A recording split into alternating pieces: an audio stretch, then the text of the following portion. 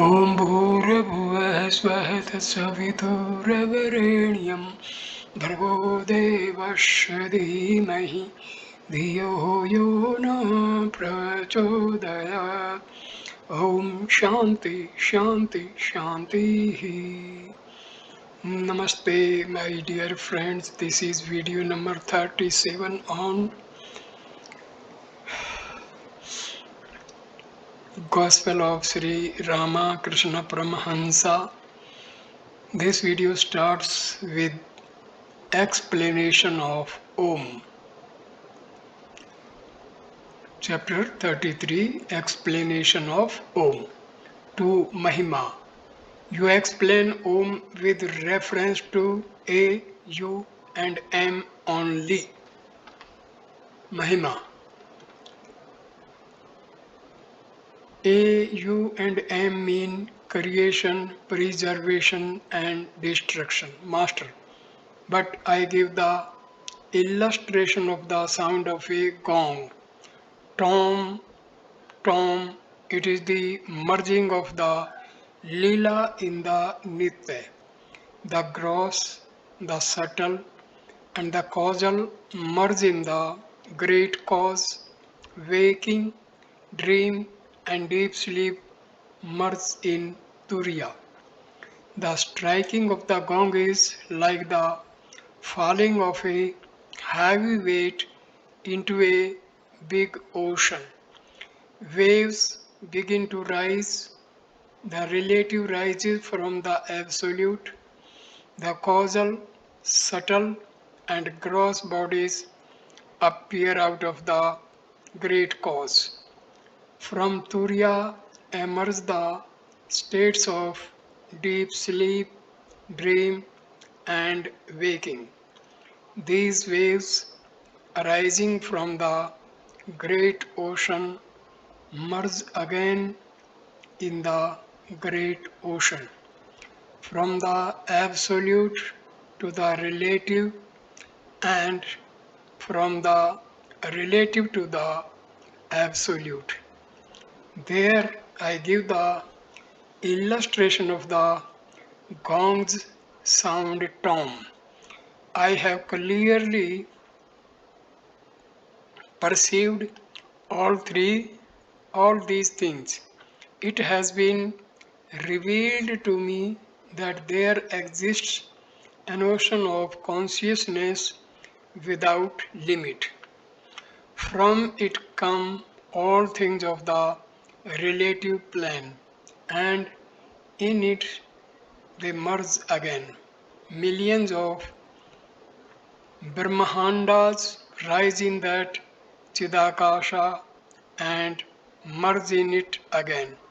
All this has been revealed to me. I don't know much about what your books say. Mahima. Those to whom such things were revealed and did not write the scriptures, they were wrapped in their own experiences. When would they write? One needs a somewhat calculating mind to write. Others learnt these things from the seers and wrote the books. Master. Worldly people ask why one does not get rid of attachment to woman and gold. That attachment disappears after the realization of God. If a man once tastes the bliss of Brahma, then his mind no longer runs after the enjoyment of sense pleasures or wealth or name and fame. If the moth once sees the light, it no longer goes into the darkness. Some friends said to Ramana, "You have been assuming different forms for Sita. Why don't you go to her in the form of Rama?" Ramana replied, "When I contemplate Rama, even the position of Brahma appears insignificant to me, not to speak of the company of another man's wife. How could I take the form of Rama for such a purpose?" All worship and spiritual discipline are directed to one and on alone, namely to get rid of worldly attachment. The more you meditate on God, the less you will be attached to the trifling things of the world. The more you love the lotus feet of God, the less you will crave the things of the world or pay heed to creature comforts. You will look on another man's wife as your mother and regard your own wife as your companion in spiritual life. You will get rid of your bestial desire and acquire godly qualities. You will be totally unattached to the world, though you may still have to live in the world. You will live as a Jivan Mukta. The disciples of Sri Chaitanya lived as householders in a spirit of detachment. You may quote thousands of arguments from Vedanta philosophy to true lover of God and try to explain the world as a dream, but you cannot shake his devotion to God. In spite of all your efforts, he will come back to his devotion. A man born with an element of Shiva becomes a jnani. His mind is always inclined to the feeling that the world is unreal and Brahma alone is real. But when a man is born with an element of Vishnu, he develops ecstatic love of God. That love can never be destroyed. It may wane a little now and then when he indulges in philosophical reasoning, but it ultimately returns to him increased a thousandfold. After the devotees had left the master, Mahima Charan brought Hajra to the room. M was present. Mahima said to Sri Ramakrishna, Sir, I have complaint against you. Why have you asked Hajra to go home? He has no desire to return to his family. Duty to one's mother. Master. His mother has told Ramlal how much she is suffering on account of his being away from home. So I have asked Hajra to go home, at least for 3 days, and see her. Can anyone succeed in spiritual discipline if it causes suffering for his mother? While visiting Vrindavan, I had almost made up my mind to live there. But when I remembered my mother, I said to myself, my mother will weep if I stay away from her. So I returned here with Mathur Babu. Besides, why should a Jnani like Hajra be afraid of going back to the world? Mahima, with a smile.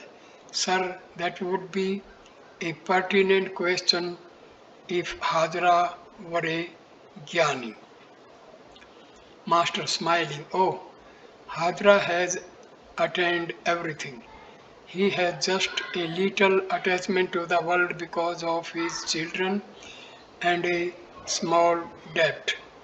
As people say, my aunt is now in perfect health, only she is slightly ill. Mahima.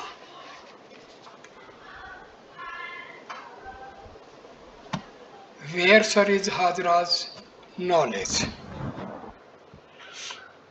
Master smiling. Oh, you don't know. Everything, everybody says Hajra is quite a man. Everybody knows that he lives in the Dakshineswar temple garden. People talk of nothing but Hajra.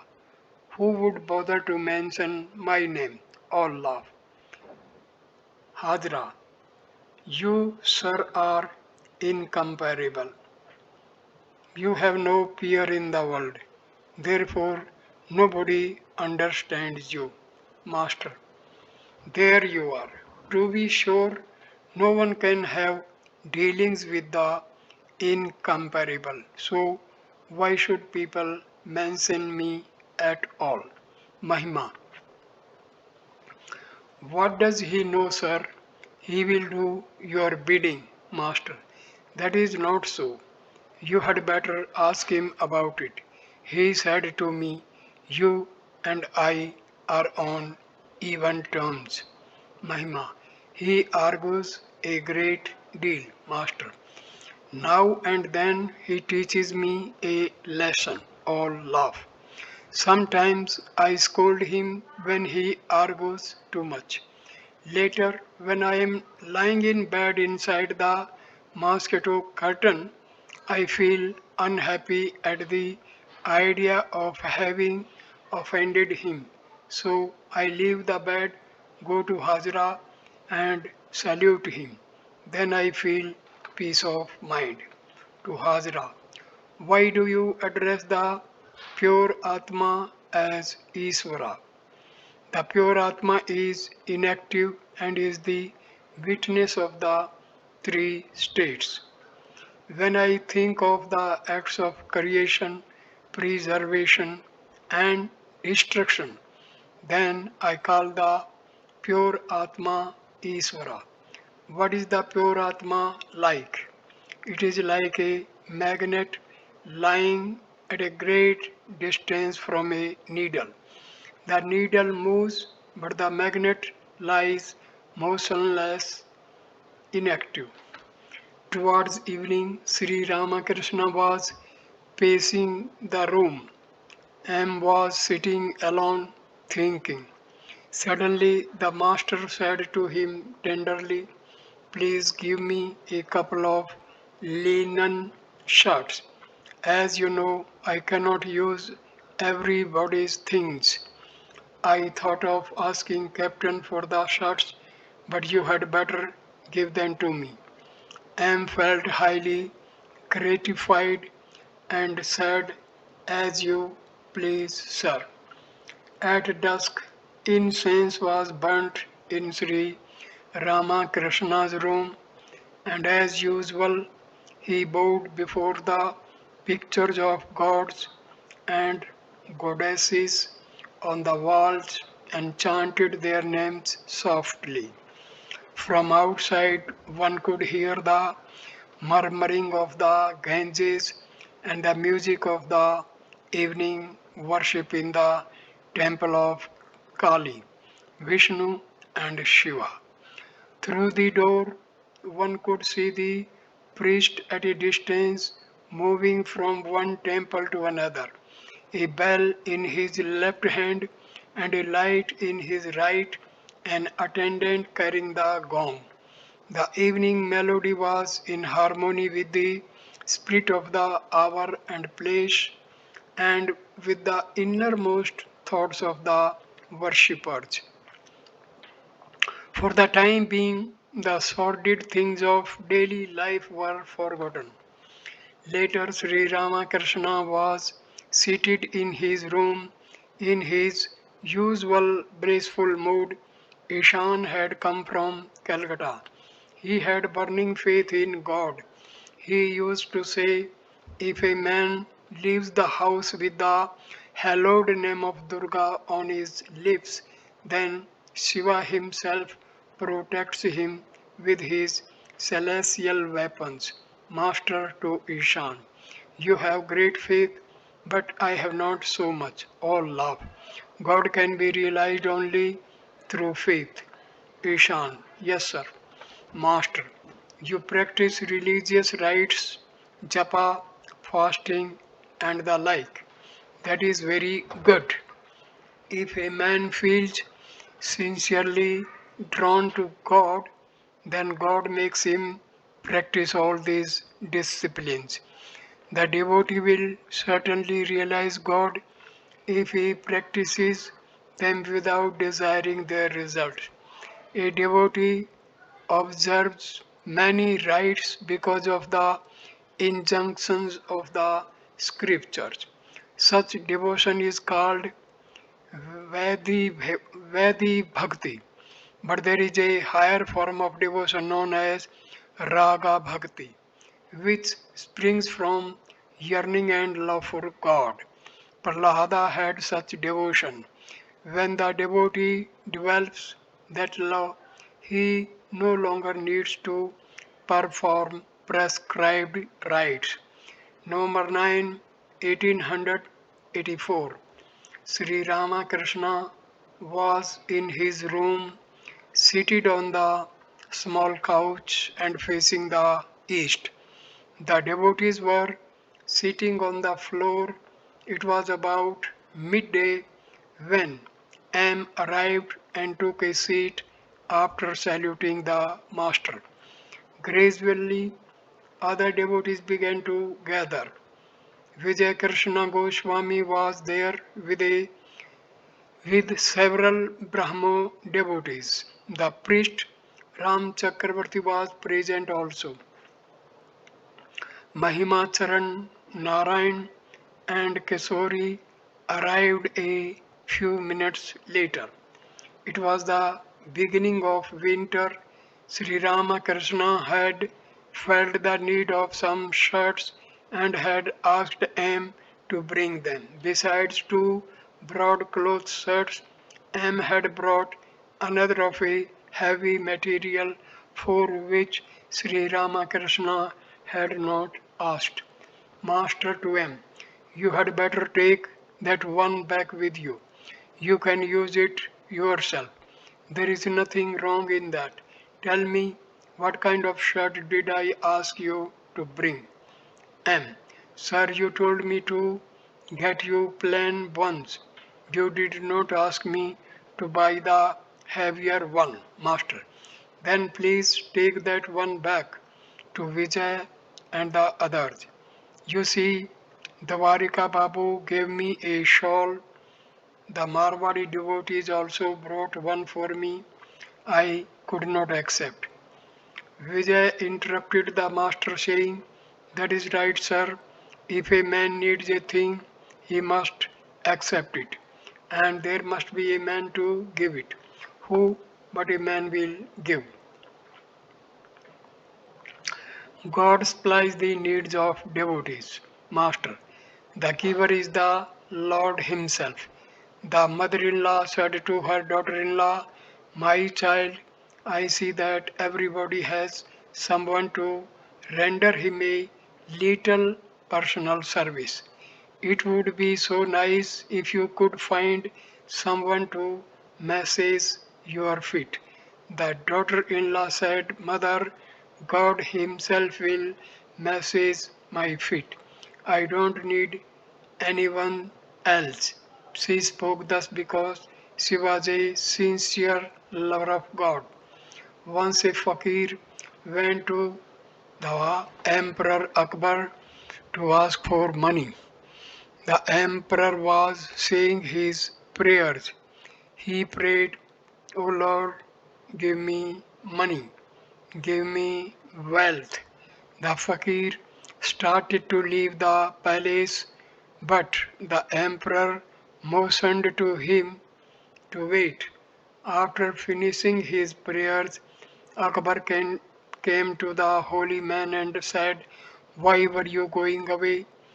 The fakir replied, you yourself were begging for money and wealth, so I thought that if I must beg, I would beg of God and not of a beggar. Vijay, I saw a sadhu at Gaya. He did not take the initiative in anything. One day he wanted to feed some devotees. Suddenly we found that butter, flour, fruits, and other food stuff had arrived from no one knew where. Three classes of sadhus, Master to Vijay, and the others. There are three classes of sadhus, good, mediocre, and bad. Good sadhu makes no effort to get his food. The dandies, among others, belong to the mediocre and bad classes.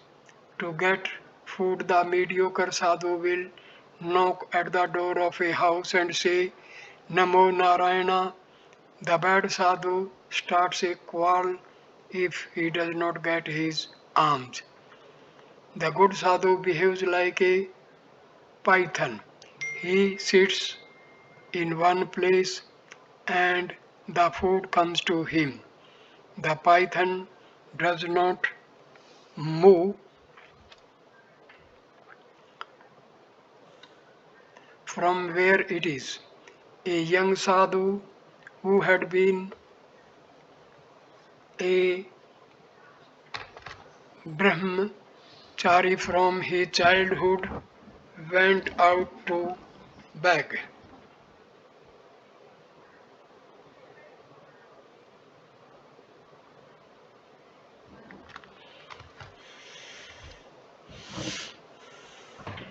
The python does not move from where it is. A young sadhu who had been a brahmachari from his boyhood went out to beg. A young girl offered him alms. The sadhu saw her breast and thought she had abscesses. He asked about them. The elderly woman of the family explained that she would someday be a mother and that God had given her breast to give milk to her children. God had provided for all this beforehand. At these words, the sadhu was struck with wonder. He said, Then I don't need to beg. God must have provided for me too. Some of the devotees thought that in that case they should not take any initiative either. Master. But those who think that an effort is needed must make the effort. Vijay. There is a nice story about that in the Bhaktmala. Master, tell it to us. Vijay. Please tell us yourself. Master. No, you tell it. I don't remember it very well. One should hear these things at the beginning. That's why I listened to them years ago. But now I am no longer in that mood. Hanuman said, I don't know the position of the stars or the phase of the moon. I only think of Rama. The chatak bird craves only rainwater. Even when it is dying of thirst, it turns its beak upward and wants only water from the sky. The Ganges, the Jamuna, and the seven oceans are filled to the brim, but still it will not touch the water of the earth. Rama and Lakshmana visited Pampa lake. Lakshmana saw a crow very eager for water. Again and again it went to the edge of the water but would not drink. Lakshmana asked Rama about it. Rama said, Brother, this crow is a great devotee of God. Day and night it repeats the name of Rama.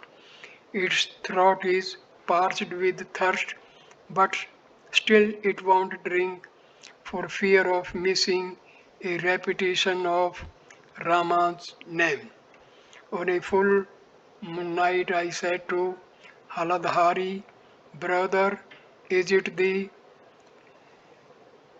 night of the new moon? All laugh, smiling. Yes, it is true. Once I was told that a characteristic of a man of perfect knowledge is that he cannot distinguish between the full moon and the new moon.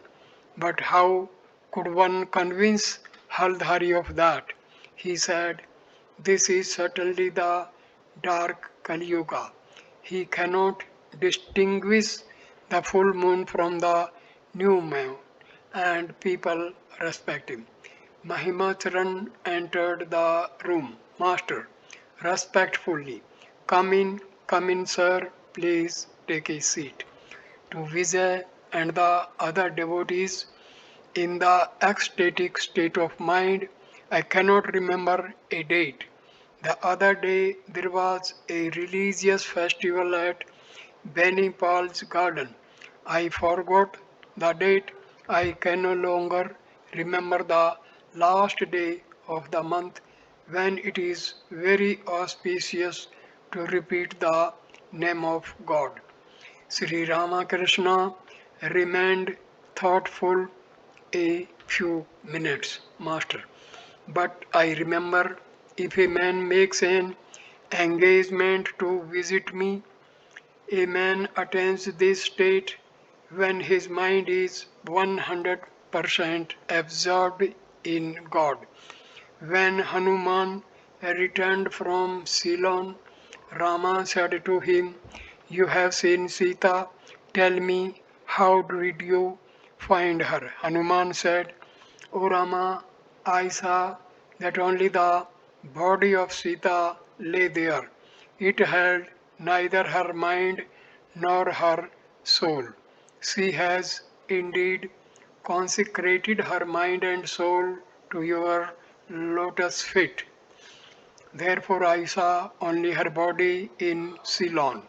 Further I saw the king of death prowling about. But what could he do? It was only a body. It had neither mind nor soul. If you meditate on an ideal, you will acquire its nature. If you think of God day and night, you will acquire the nature of God. A salt dole went into the ocean to measure its depth. It became one with the ocean. What is the goal of books or scriptures? The attainment of God. A man opened a book belonging to a sadhu. He saw the word Rama written on every page.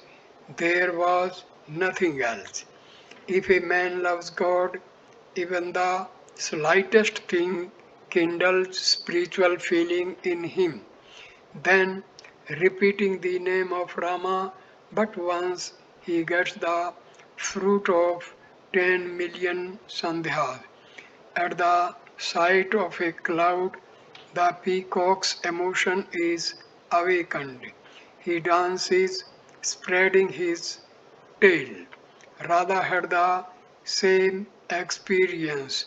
Just the sight of a cloud recalled Krishna to her mind. Chaitanya Deva was passing a village. He heard that drums were made from the earth of that place. At once he was overwhelmed with ecstasy because drums are used in kirtan. But who can have the spiritual awakening? Only he who has renounced his attachment to worldly things. If this sap of attachment is totally dried up in a man, the slightest suggestion kindles his spiritual emotion. Though you strike a wet match 1,000 times, it will not produce a spark. But if it is dried, the slightest rubbing will set it aflame. Pain and pleasure are inevitable in a body. He who has realized God dedicates his mind and life, his body and soul to God. When Rama and Lakshmana went to take their bath in Pampa lake, they thrust their bows into the ground. Coming out of the water, Lakshmana took out his bow and found its tip stained with blood. Rama said to him, "Look, brother, look. Perhaps we have hurt some creature." Lakshmana dug in the earth and found a big bullfrog. It was dying. Rama said to the frog in a sorrowful voice, "Why did not you croak? Why should have tried to save you? We should have tried to save you. You croak lustily enough when you are in the jaws of a snake." The frog said, "O Lord, when I am attacked by a snake, I croak saying, 'O Rama, save me! O Rama, save me!' This time I found that it was Rama who was killing me, so I kept still." Sri Ramakrishna remained silent a few moments, watching the devotees. He had heard that Mahimacharan did not believe in following a guru. He began the conversation again. Faith in Guru, Master. A man should have faith in the words of his Guru. He doesn't have to look into his Guru's character. Though my Guru visits the grog shop, still he is the embodiment of eternal bliss. A man who used to give reci- recitals of the recitals of the Chandi and Bhagavata once said, "A broomstick is itself unclean, but it cleans dirty places." Mahimacharan studied the Vedanta. His aim was to attain Brahmajnana. He followed the path of knowledge and was always reasoning. Master to Mahima. The aim of the Jnani is to know the nature of his own self. This is knowledge. This is liberation. The true nature of the self is that it is the Supreme Brahma. I and the Supreme Brahma are one. But this knowledge is hidden on account of Maya. I said to Harish, "This is the whole thing. The gold is hidden under a few basketfuls of earth, and you must remove the earth." I consciousness. The bhaktas retain I consciousness, the jnanis do not.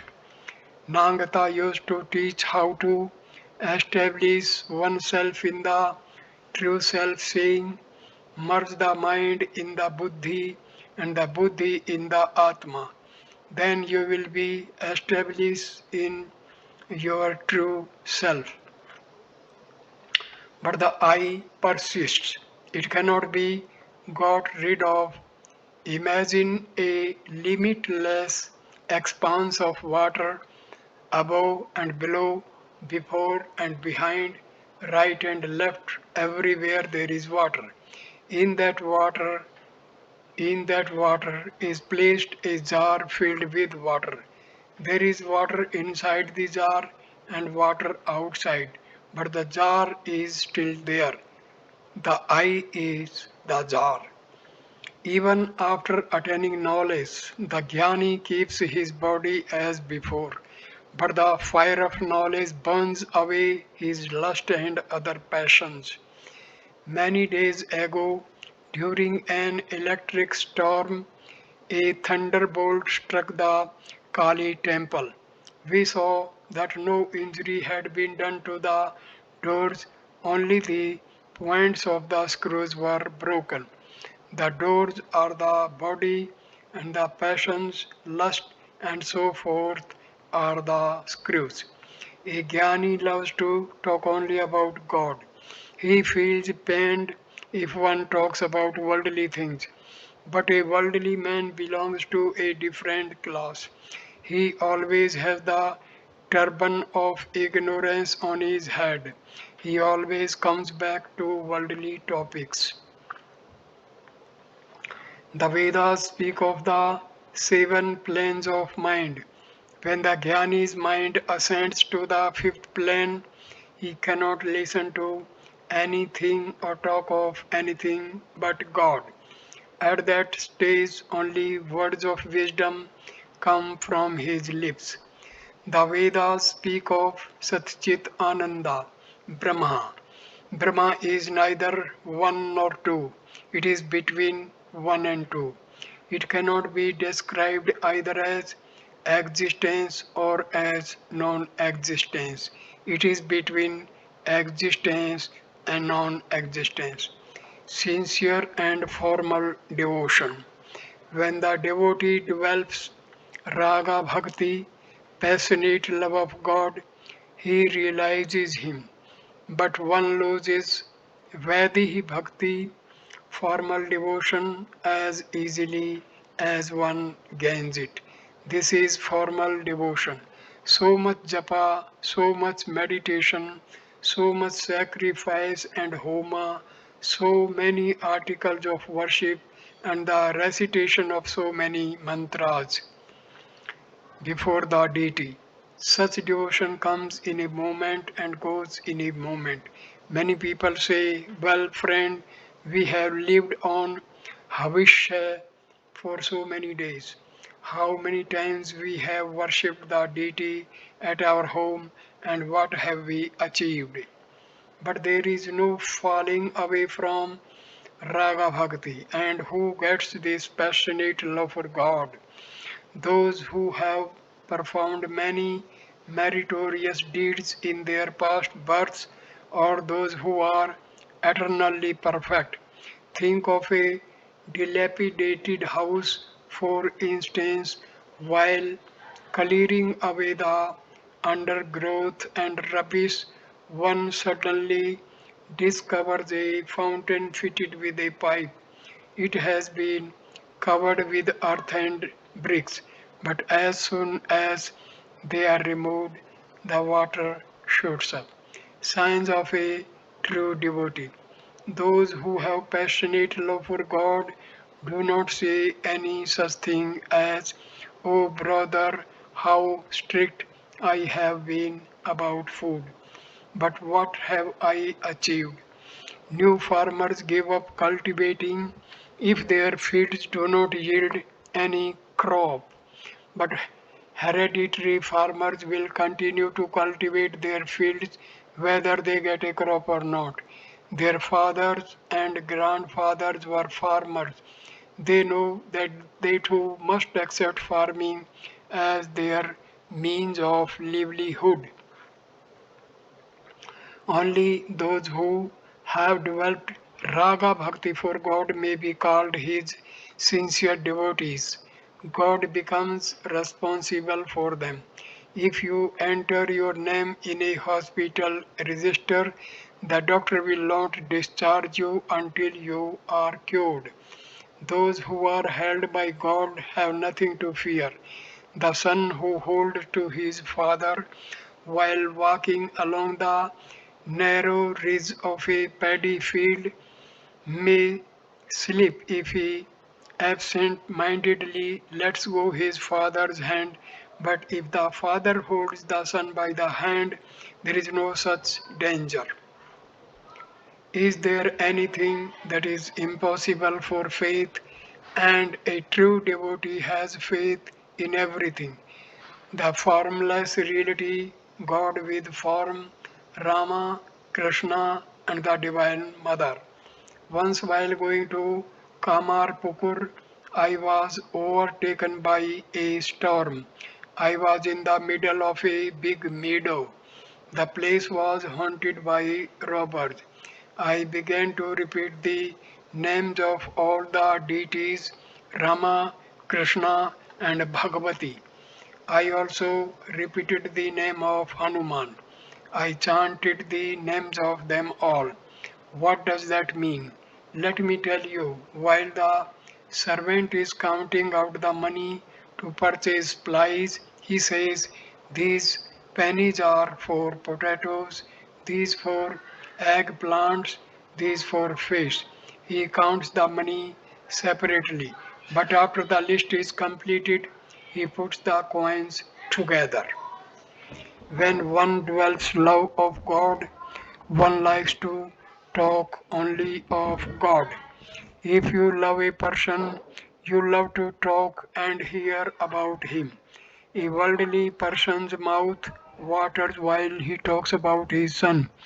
If someone praises his son, he will at once say to the boy, go and get some water for your uncle to wash his feet. Those who love pigeons are highly pleased if you praise pigeons before them. But if you speak ill of pigeons, they will at once exclaim, has anyone in your line for 14 generations ever raised pigeons? Advantage of a householder's life. Sri Ramakrishna now addressed Mahima Charan, who was a householder. Master, what need is there to renounce what need is there of renouncing the world altogether? It is enough if you can rid yourself of attachment, but you must have sadhana, you have to fight the sense organs. It is a great advantage to fight from inside a fort. You get much help from the fort. The world is the place for enjoyment. After enjoying different things, you should give them up one by one. Once I had a desire to put a gold chain around my waist. I obtained one at last and put it on, but I had to take it off immediately. Once I ate some onion. While eating it, I discriminated, oh mind, this is onion. Then I moved it to different places in my mouth and at last spat it out. A musician was expected. He was to sing with his party. Sri Ramakrishna asked the devotees every now and then, where is the musician? Mahima, we are quite alright as we are. Master, no sir, you get this all through the ear. A devotee outside the room said, the musician has come. Sri Ramakrishna was filled with joy and said, ah, has he? Mats were spread on the floor of the long veranda northeast of the master's room. Sri Ramakrishna said, sprinkle a little Ganges water on the mats. Many worldly people have sat on them. The ladies of Pyari Babu's family from Bali had come to visit the temples. They wanted to listen to the kirtan. A devotee said to Sri Ramakrishna, these ladies have been inquiring whether there would be any place in the room for them. Can they have seats? The kirtan had already begun. The master said, no, no, where is any room here? Master and Narayan. Narayan arrived and saluted Sri Ramakrishna. The latter said tenderly, why have you come? Your people at home have beaten you so much. He signed to Baburam to give Narayan something to eat. Narayan entered the master's room. Suddenly Sri Ramakrishna followed him. He wanted to feed Narayan with his own hands. Afterwards he returned to the veranda. Many devotees were present, including Vijay. Mahimacharan, Narayan, M, and the younger Gopal. Soon Narayan came back to the veranda and took his seat by the master. About 3 o'clock, Adhar arrived. At the sight of him, Sri Ramakrishna appeared excited. The devotee saluted the master and sat on the floor. Sri Ramakrishna beckoned to him to come nearer. When the music was over, the gathering of devotees broke up. Some began to stroll in the garden, some went to the temples to watch the evening service. In the evening, arrangements were made for Kirtan inside the master's room. Sri Ramakrishna eagerly asked a devotee to have an extra lamp. The two lamps lit the room brightly. Sri Ramakrishna said to Vijay, "Why are you sitting there? Come near to me." This time the Kirtan created an intense atmosphere. The master danced in an ecstasy of joy. The devotees also danced encircling him. While Vijay was dancing, his clothes dropped. He was unconscious. When the music was over, Vijay began to look for his key, which had fallen somewhere. The master said to him with a laugh, "Why bother about it any more?" He meant that Vijay should have nothing more to do with boxes and keys. Kishori saluted Sri Ramakrishna and was about to take his leave. The master blessed him, touching his chest tenderly and bade him goodbye. His words were full of love. M and Gopal saluted the master. They too were about to take their leave. He said to them with the same affection, "Could not you go tomorrow morning? You may catch cold at night." M and Gopal decided to spend the night with Sri Ramakrishna. They sat on the floor with a few other devotees. Sri Ramakrishna had had no rest the whole day. The devotees had been with him all the time. He went out for a few minutes, returning to the room. He saw M taking down a song from Ramlal. "Master, what are you doing?" M said that he was writing down a song. On being told what the song was, the master remarked that it was a rather long song. M wrote a line or two and then stopped writing. A little later, Sri Ramakrishna took his supper of farina pudding and one or two luchis. A lighted lamp stood on a stand by his side and sat near him. The master asked if there were any sweets in the room. M had brought some sandesh which he had put on the shelf. Sri Ramakrishna asked M to give him a sweet. M searched for the sweets but could not find them. He was embarrassed. They had been given to the devotees.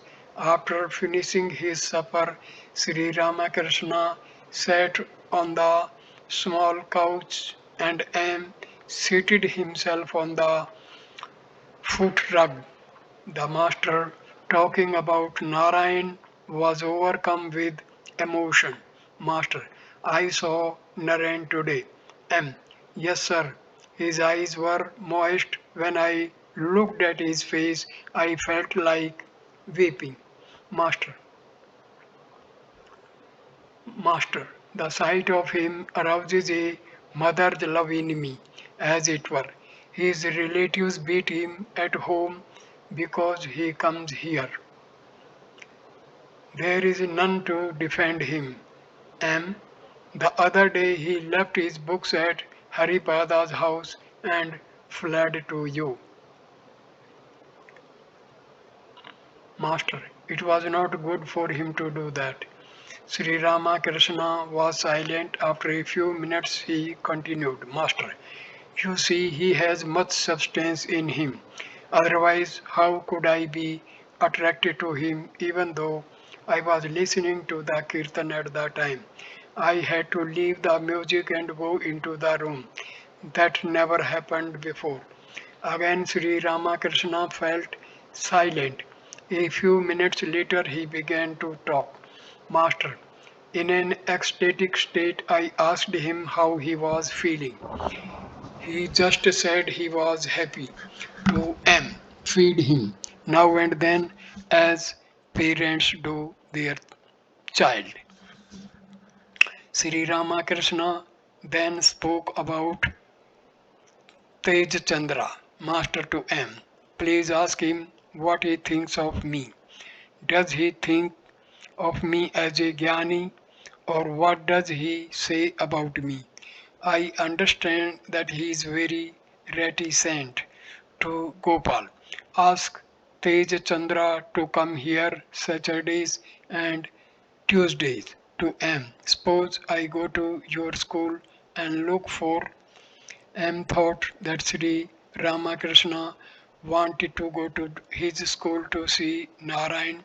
He said to the master, you might as well wait at our house. Master, no, I have something else in mind. I should like to see whether there are other worthwhile boys in the school. And of course, you can go. Other visitors come to the school. You can come too. Sri Ramakrishna was smoking. M and Gopal finished their supper. They decided to sleep in the Nahabat. M again sat on the floor near Sri Ramakrishna. Master to M. There may be some pots and pans in the Nahabat. Why not sleep here in this room? M. Very well, sir.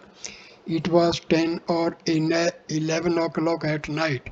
Sri Ramakrishna was sitting on the small couch, resting against a pillow.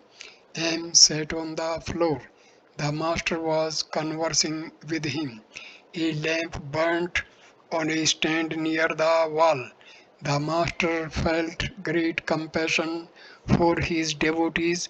He wanted to bless M by accepting his personal service. Master, my feet ache. Please rub them gently.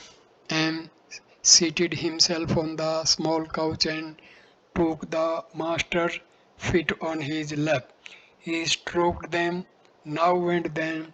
Sri Ramakrishna would ask his disciple a question. Master smiling. How did you how did you like today's conversation? Very much indeed. Master smiling. How I spoke about the Emperor Akbar. It was very good. Master, repeat it to me. M. A fakir came to visit Akbar. The emperor was saying his prayers. In his prayers, he was asking God to give him wealth and riches. Thereupon, the fakir was about to leave the room quietly. Later, when the emperor asked him about it, the fakir said, if I must beg, why should I beg of a beggar? Master, what else did we talk about? M. You told us a great deal about saving up for the future. Master smiling. What did I say? M. As long as a man feels that he must try, he should make an effort. How well you told us about it at Sinthi. Master, what did I say? M. God takes upon himself complete responsibility for one who totally depends upon him. It is like a guardian taking charge of a minor. You also told us that at a feast a child cannot by himself find a place to eat his meal. Someone finds a place for him. Master, no, that is not quite to the point. I said that the child does not fall if the father leads him and holds his hand. And you also described the three classes of sadhus. The best sadhu does not move about to get his food. He lives in one place and gets his food there. You told us about that young sadhu who said when he saw the breast of a young girl, why has she those abscesses? You told us many other things. Master smiling. What else? And about the crow of Pampa Lake. He repeated the name of Rama day and night. That is why he could not drink the water though he went to its edge. And about the holy man in whose book was written only Rama Rama. And what Hanuman said to Rama? Master, what did he say? And Hanuman said to Rama, I saw Sita in Ceylon, but it was only her body, her mind and soul were lying at your feet. And about the Chatak bird, he will not drink anything but rain water. And about Jnana Yoga and Bhakti Yoga. Master, what did I say about them? And as long as one is conscious of the jar, the ego will certainly remain.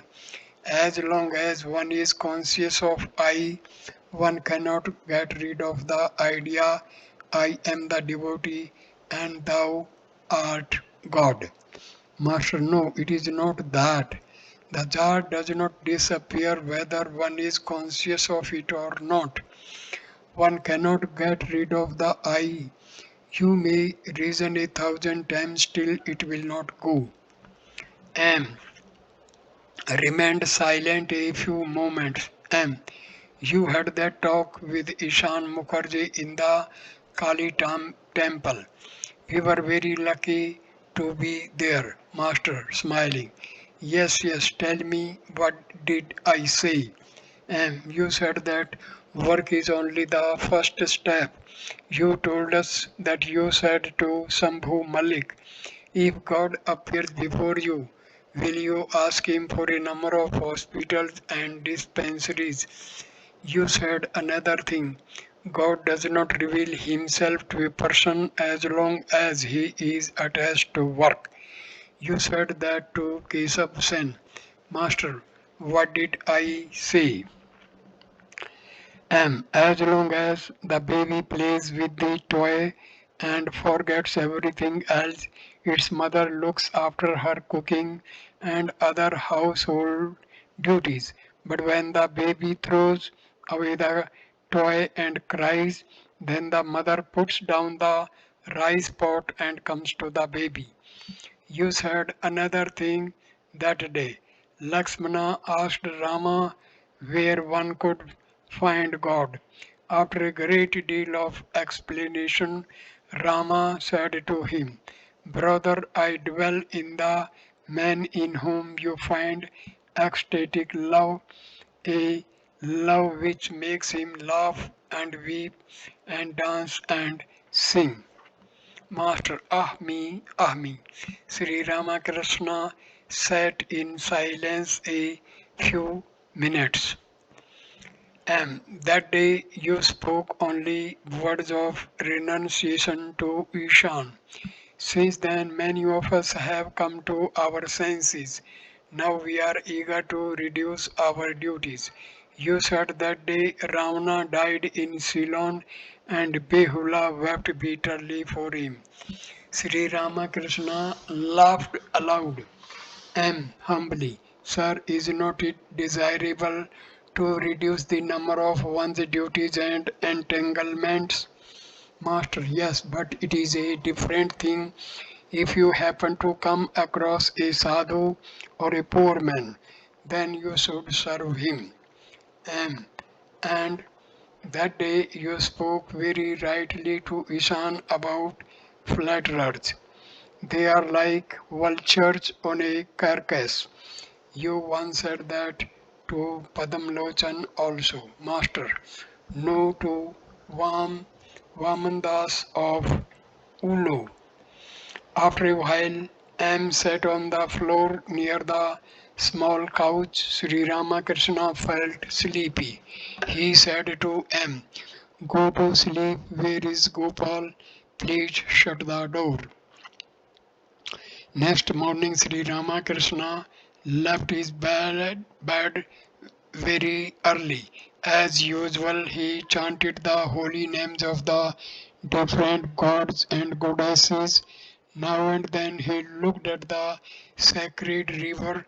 The morning worship began in the temples of Radha Kanta and Mother Kali. M had spent the night on the floor of the master's room. He left his bed and watched the worship in the different temples.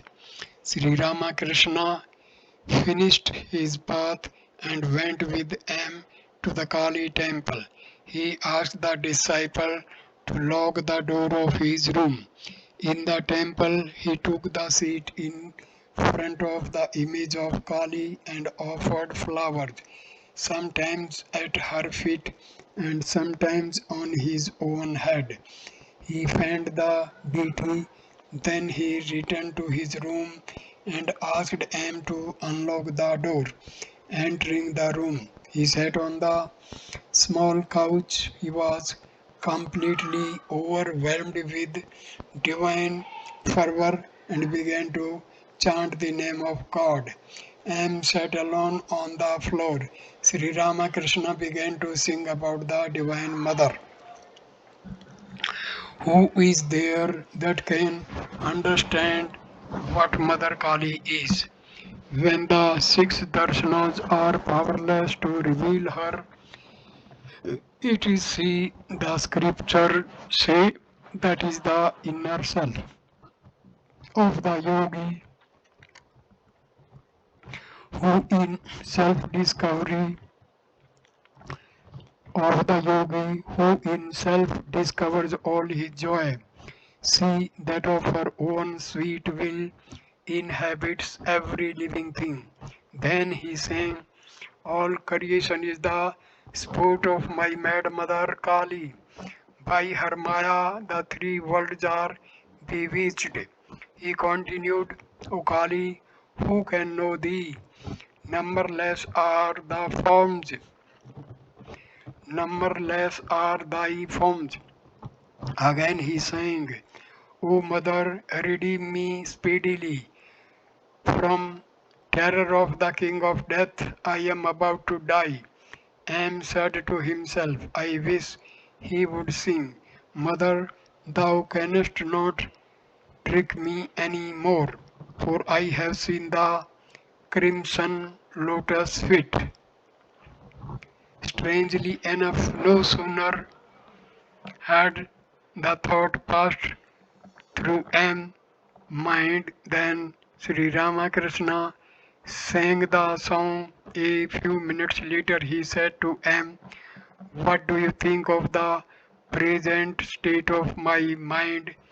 M smiling, it is your simple and natural state. Sri Ramakrishna sang to himself the following refrain of a song.